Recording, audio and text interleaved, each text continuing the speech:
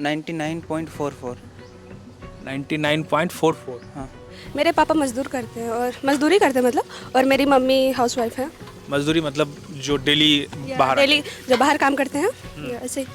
आपके पेरेंट्स क्या करते हैं? ड्राइवर है।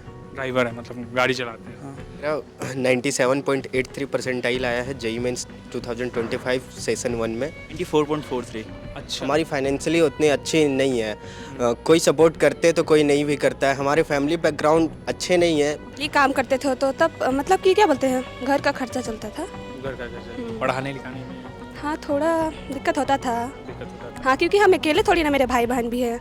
ये एक आम धारणा है कि गरीब के बच्चे पढ़ नहीं सकते हैं, क्योंकि गरीब के बच्चों के पढ़ने में सबसे बड़ी जो बाधा है वो है शिक्षा माफिया का। दरअसल शिक्षा माफिया, जिसे कोचिंग माफिया भी कहते हैं, उन्होंने एक ऐसा मकर जाल बुन रखा है कि आपके पास अगर पैसे नहीं हैं तो आप अपने बच्चों के सपने या खुद के सपने को पूरा नहीं कर सकते हैं। आप ये देख नहीं पाएंगे कि आपके बच्चे किसी बेहतर आईआईटी जैसे संस्थान या एम्स जैसे संस्थान में इंजीनियरिंग और मेडिकल की पढ़ाई करें। दरअसल आज जो हम कहानी आपको दिखाने जा रहे हैं वो कहानी इसी धारणा को तोड़ने वाली है। क्या हिंदुस्तान में मजदूरी, ड्राइवरी, कूली जैसे छोटे मोटे काम करने वाले गरीब के बच्चे आईआईटी, आईएम और एम्स जैसे संस्थानों से मेडिकल इंजीनियरिंग करने का सपना देख सकते हैं? ज्यादातर लोग इसका जवाब ना में देंगे। इसके पीछे की वजह देश के भीतर शिक्षा व्यवस्था पर प्राइवेट स्कूल और कोचिंग माफियाओं का एक छत्र राज होना है। ये है गिरिडीह के रहने वाले सचिन। सचिन ने जेईई मेन सेशन 1 में 99.44 स्कोर हासिल किया। सचिन के पिता ड्राइवरी का काम करते हैं। जाहिर है कोटा, रांची, पटना जैसे शहरों में मोटी फीस वसूलने वाले कोचिंग में अपने बेटे सचिन को पढ़ाने के बारे में सपने में भी नहीं सोच सकते हैं। बड़ा सवाल यह है कि सचिन ने यह सफलता कैसे हासिल की। कमाल की बात यह है कि सचिन के पिता को सचिन के इस सफलता के लिए अपने बेटे के ऊपर 1 रुपये भी खर्च करने की जरूरत नहीं पड़ी। सचिन कुमार। सचिन, अभी आपका रिजल्ट आया, क्या चीज का रिजल्ट आया, थोड़ा उसके बारे में? जेई मेंस का। जेई मेंस का। जेई मेंस सेशन 1 का। परसेंटाइल क्या है? 99.44। 99.44। हाँ। आप कहीं कोचिंग ले रहे थे? नहीं, यही आकांक्षा के टीचर से। आकांक्षा के टीचर से। कब आए आप यहाँ पर? यहाँ पे हम लोग का जब यहाँ पे एंट्रेंस हुआ था, उसके बाद एग्ज़ाम होकर क्वालिफाई किए थे, तो यहाँ पे ये बिल्डिंग का काम चल रहा था, जिसके कारण हम लोग का थोड़ा डिले हो गया था। अच्छा। तो 10 सितंबर में आए, सितंबर के फर्स्ट वीक में आए थे, लेकिन ऑनलाइन क्लासेस चालू थी हम लोग की यहीं से। यहीं से।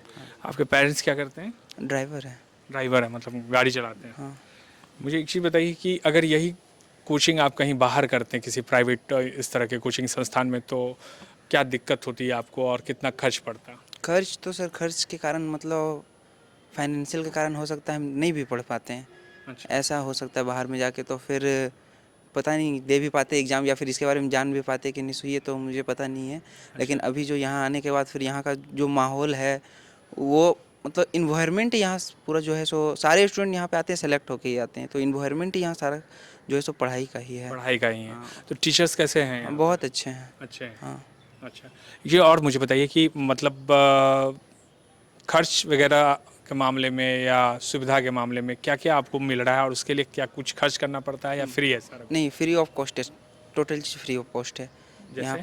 यहाँ पे रूम वगैरह मिल जाता है हम लोग को, फिर मेस फ्री है, फिर एजुकेशन तो फ्री है ही। फ्री है। हाँ, मतलब जो भी फैसिलिटी है, जो भी हम लोग को ज़रूरत लगता है, सर को बोलते हैं तो वो भी हम लोग को प्रोवाइड हो जाता है।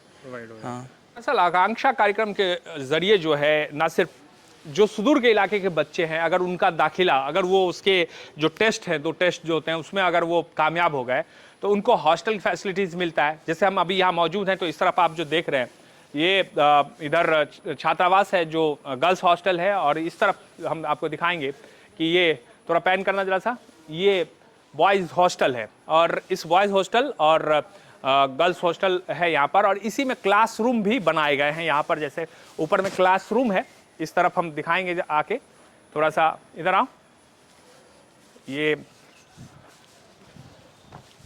इसमें ऊपर क्लासरूम भी है, और अभी सर चूंकि पढ़ा रहे हैं तो उन्होंने एक तरह से मना किया है कि उनको डिस्टर्बेंस होगा, फिर भी हम कोशिश करेंगे क्लासरूम का एक दृश्य आपको दिखाएं। और नीचे जो है बैठकर खाने की व्यवस्था यहाँ पे बच्चों की है, जो बच्चे हैं वो खा सकते हैं। और आप जब यहाँ पहुँचेंगे तब आपको पता चलेगा कि यहाँ का माहौल किस तरह का है। ख़ासतौर से बड़े इंस्टीट्यूट, जो बड़े कोचिंग संस्थान हैं, वहाँ पर ये फैसिलिटीज़ मिलती है और उसके लिए लाखों के रुपए जो है आपसे वसूले जाते हैं। और सरकार ये कार्यक्रम चला रही है जो फ्री है, बिल्कुल फ्री है। अगर बच्चे में टैलेंट है तो वो यहाँ आकर फ्री में पढ़ाई कर सकते हैं। कितना है रिजल्ट, क्या आया आपका? मेरा 97.83 परसेंटाइल आया है जेई मेंस 2025 सेशन 1 में। नाम बताइए आप अपना। मेरा नाम राजश्री है। कहाँ से आए हैं आप राजश्री, कहाँ के रहने वाले हैं? मैं कोडरमा का रहने वाला हूँ। अच्छा, और और कैसे आपको इसके बारे में पता चला?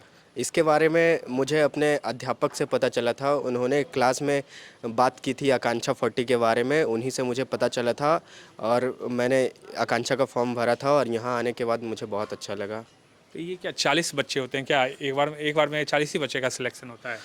आकांक्षा 40 का मतलब पहले 40 बच्चों का सिलेक्शन होता था, लेकिन अभी फ़िलहाल में इंजीनियरिंग में 75 स्टूडेंट, मेडिकल में 75 स्टूडेंट और क्लैट में भी 50 स्टूडेंट का सिलेक्शन होता है। तो अभी क्या रिजल्ट क्लैट का भी, उसमें भी आया बच्चों का रिजल्ट? हाँ, क्लैट का भी रिजल्ट आया है।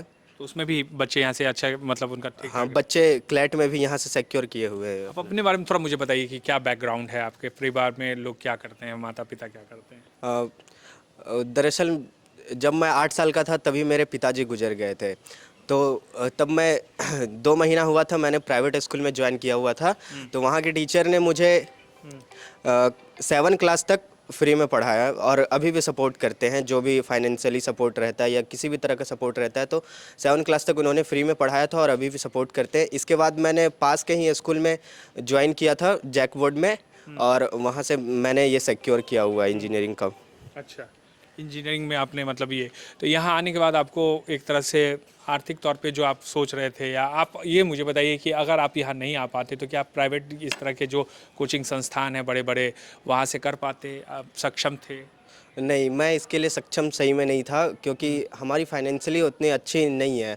कोई सपोर्ट करते तो कोई नहीं भी करता है। हमारे फैमिली बैकग्राउंड अच्छे नहीं है तो हमारे पास पैसों की बहुत दिक्कत है। लेकिन जब आकांक्षा के बारे में पता चला कि यहाँ फ्री एजुकेशन होती है, सरकारी है, तो हम लोगों ने इसका फॉर्म भरा और रैंक इसमें आया, सिलेक्शन हुआ।